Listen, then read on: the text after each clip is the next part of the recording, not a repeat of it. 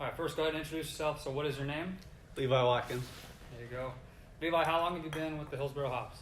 I started working here in 2013, just game day staff. I was in the box office for 2 years and interned in 2015, and then I joined full-time front office, I think in 2017, right after college. There you go. What is your current title and what does that mean? I'm the ticket operations manager right now, so first and foremost, my responsibilities are based around like sales. So sales and servicing season tickets, group accounts, mini plan holders, but on a game day basis, I oversee the box office and make sure everything runs smoothly there with our game day staff. Perfect. Obviously things are unusual in 2020, but what would a normal day look like for you? Yeah.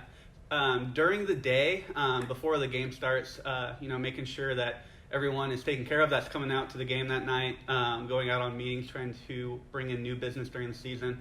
And then once around 3-4 o'clock hits, that's when setup mode begins, and we're just prepping the gate for 4,000 plus fans to come through. Love it.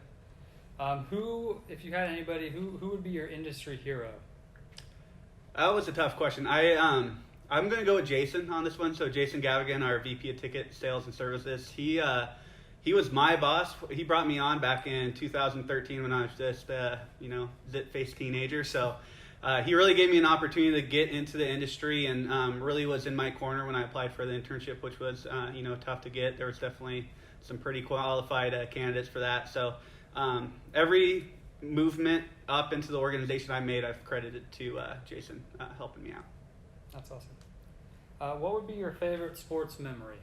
The Dame Dollar waving goodbye and blowing up the thunder. It's up there, definitely. Love that. I was at your house for that. What is your favorite Hillsboro Hops memory? That's a tough one, man. There's been so many good ones. Like Francis's home run into the dog park, that was incredible. The Yearsy walk-off was great, but I think all in all, my favorite was back when I was an intern, 2015, just winning the championship in Tri-Cities. It was incredible. Never forget your first. Nope.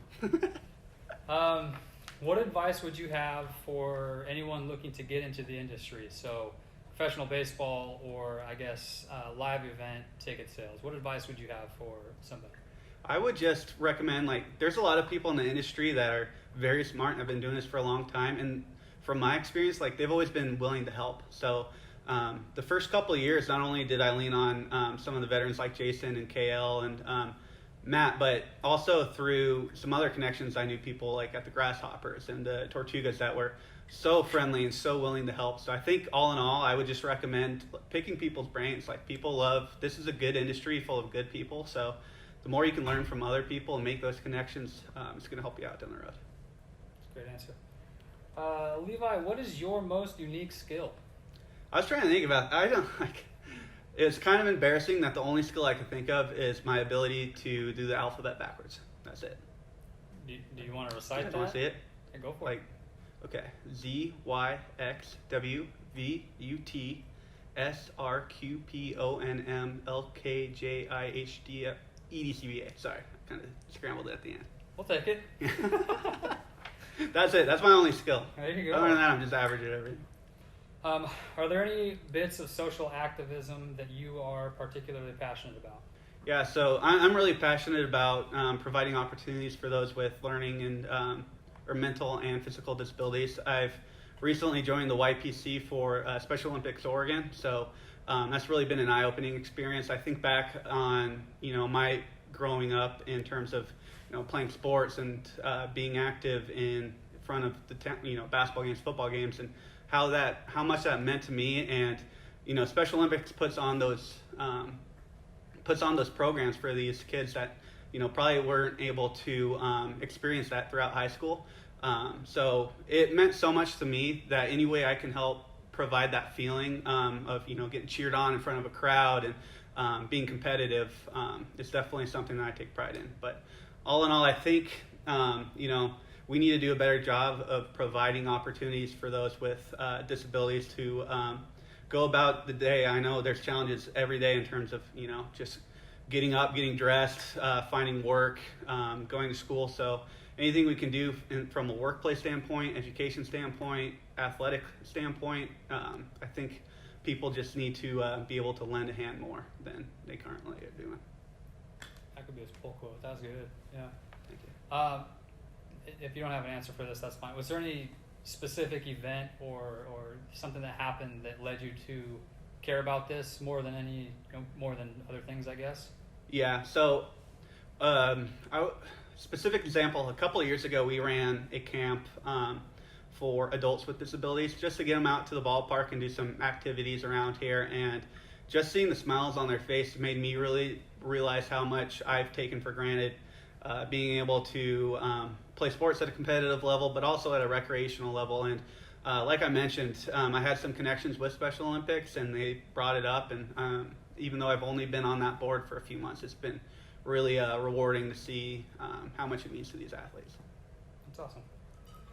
What are some ways that individuals could get involved in these causes and show support?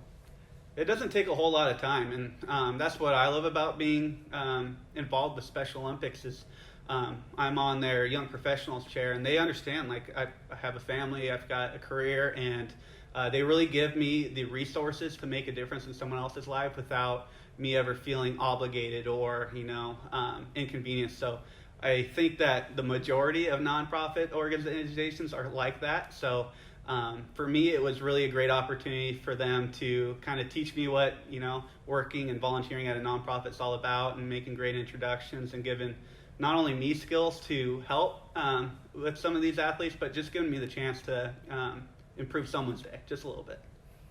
That's great. And then last question we have written down. So how do you think a baseball or soccer team could get more involved in showing support and raising awareness? Yeah, baseball and softball teams can make a big difference, I feel. Obviously, at the major league level, you have these superstar players that are, superheroes to some of these athletes. And, any chance you have to get them to interact with young people, especially with those with disabilities, is great.